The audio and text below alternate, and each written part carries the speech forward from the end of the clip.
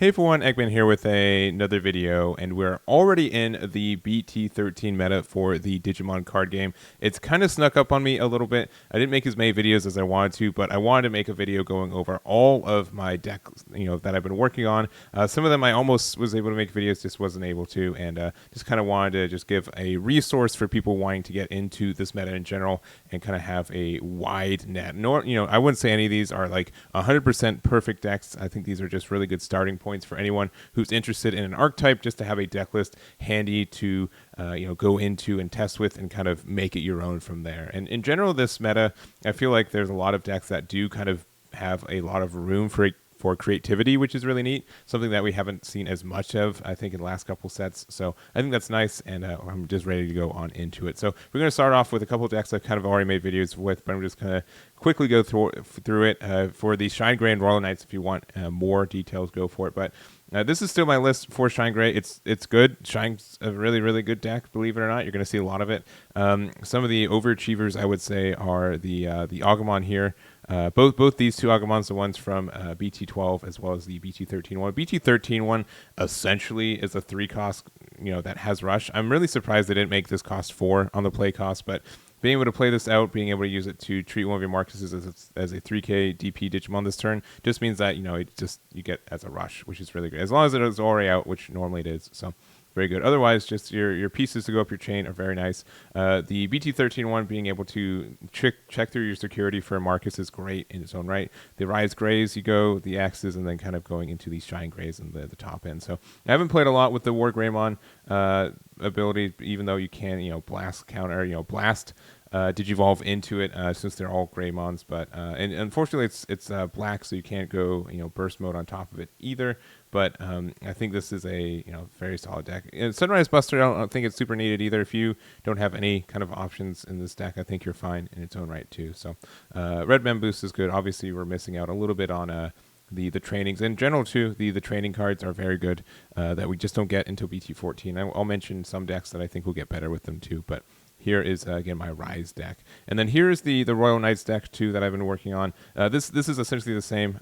I would say, like, the Underachievers, Jesmon's not super great. I know he's neat, but I don't think he's super nice for it. I do like the Mogdamons, and I do like the Sistermon packages, being able to just run these, especially since I think the Genkuomon is probably one of the strongest cards for this deck, as well as the Alphamon being with the stop is great. Omnimon obviously is our win condition, but even playing it early to get the hard deletion of something is very, very good. It's just when on play delete one of your opponent's Digimon outright. It's crazy. Gallantmon, great too, and just kind of the whole package. So Marcus is being run just to be able to get rid of some of the the rookies that prevent reducing play costs, which are purple, seeing a good amount of that too. If you want to play I forget the name outright right now, but the one that you can play for 4 to pop level 3, you can also do that. I just didn't find room for it my own, but there are some ways to get some additional deletions by like Royal Knights of the Purge playing this to then play something that can pop something on play. It's for free. Usually it's just the All Force. So your turn once per turn when you play Digimon with Royal Knights, return one of your opponent's Digimon, no devolution cards to owner's hand. So it's not an on-play effect. It's procs on its own, so being able to get those is very good. We also have the secret deck. This one's probably bad, but I do want to mention it.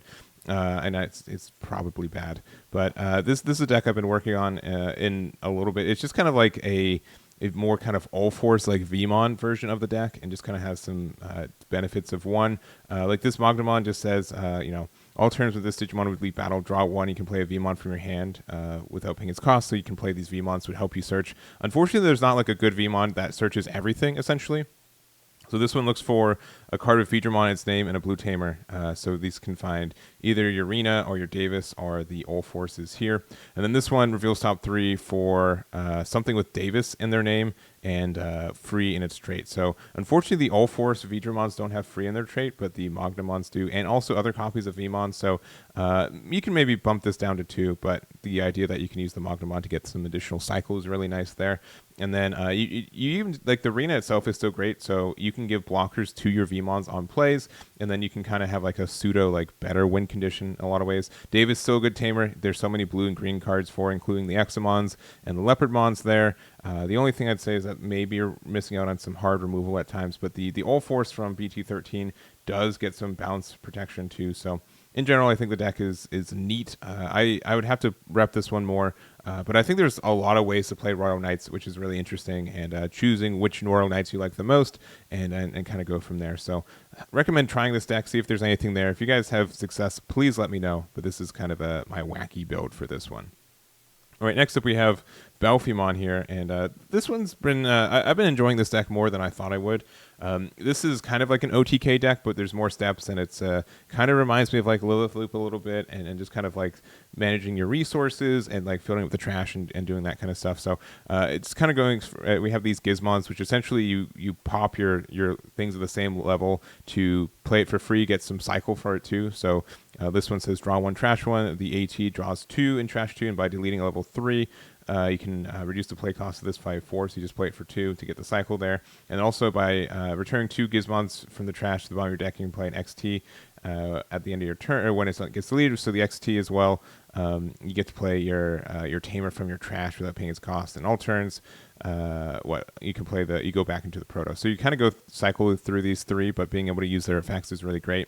You really care about filling up your trash, especially for like the Belfiemons, so we're running the Mist Memory Boost to help you get there, Gift of Darkness, and also 1 Death X and 1 Zort just for swag. If you these can be like an either or kind of thing. Obviously, Eismon is still very good at getting our trash filled, and just playing this for 4 isn't terrible, especially since the AT, you can delete it, and then you essentially just get to get a bunch of cycle, fill your trash very easily, go from there.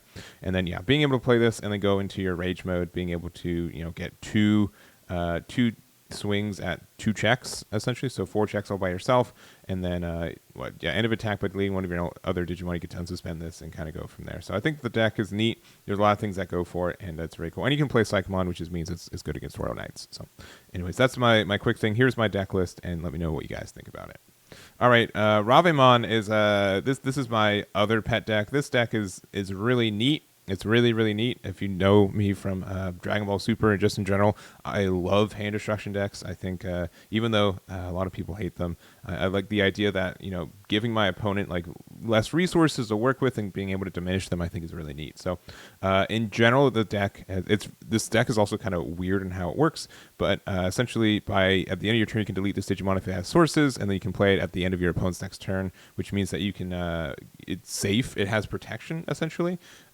You just play a Ravimon, and also on deletion, you can play Falcomon or a Keenen for this one. This other one here it has jamming, first of all, but also you get to play a Ravimon from your trash at the end.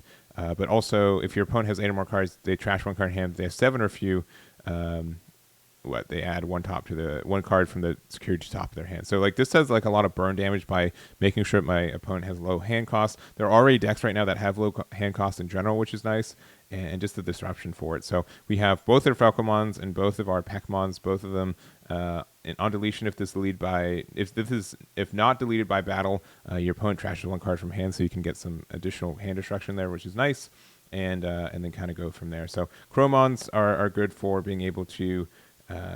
This one deletes level 5 and on deletion if not by battle, and this one also you can play a level 4 purple Digimon from your trash without paying its cost. Both of them have the one attack. If you have a Tamer in play, you can go into Ravimon from your trash. Both of them are from trash.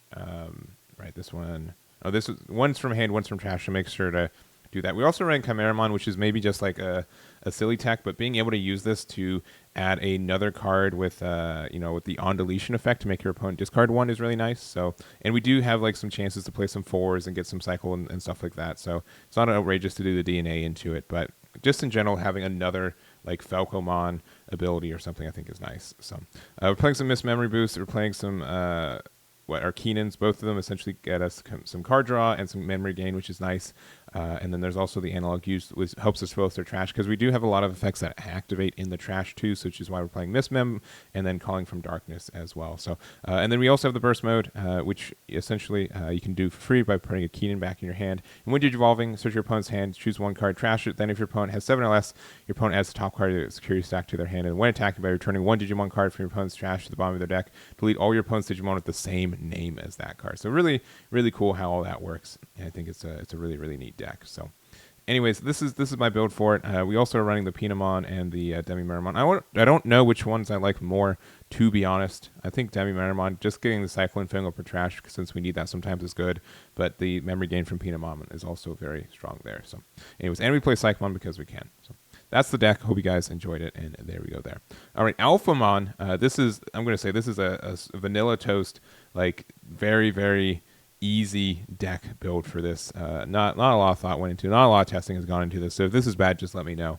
But you know, Alphamon being back, like the big thing that really put it all together is that we just have another card named Durogreymon. That's all we needed. Since this one got limited to one, you know, the Dex Durogrey is not very good, and just the Durogrey and just like the Cool Boy makes less sense because the only play you got for the memory gain was like the Dex Durogreymon for the level 4. So being able to use like the Cool Boy again, and also your other tamers. So not much difference. There are a couple new cards. So like the 4-drop or level 4 Durogreymon, just have like it's cheap, but also being able to just have 1k all turns as well as the X antibody and its traits.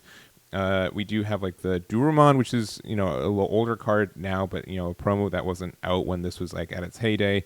And then also the new Alphamon from BT13. So I think Alphamon's neat. I'm happy that it can like function again in its own way and can do good.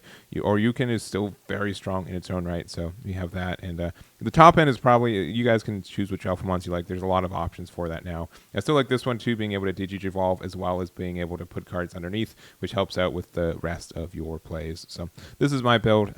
Make sure to test it out and see if you want any changes of you know, ratios or anything. But it's cool to see Alphamon back at it again. And lastly, we have Mirage Ganon, which my comment section doesn't know if this is a good deck or bad deck. I don't know if it's a good deck or bad deck, to be honest.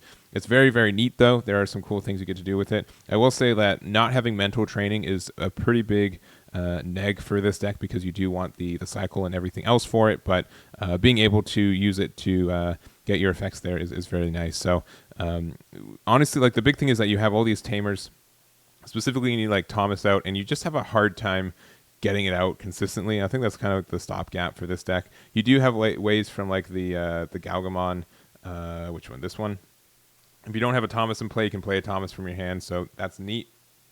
We also do have the Nikolai, which is good for the deck too, but like you don't get any support to play it for free, which kind of stinks.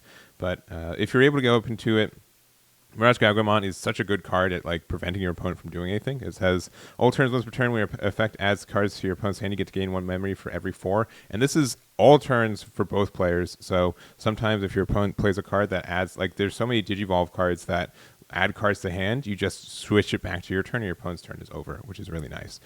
We do have some new support for some new lines. We also have the burst mode. So when Digivolve in return 1 of your opponent's Digimon turns in your hand, then gain 1 memory for every 4. And when attacking, your opponent has 9 or more cards in your hand by returning random cards to their hand without looking at them until they have 8 left, and you get to unsuspend it. So you get to do like some, you know, hand destruction. There's so many good inheritables when you add cards to hand too, which is great.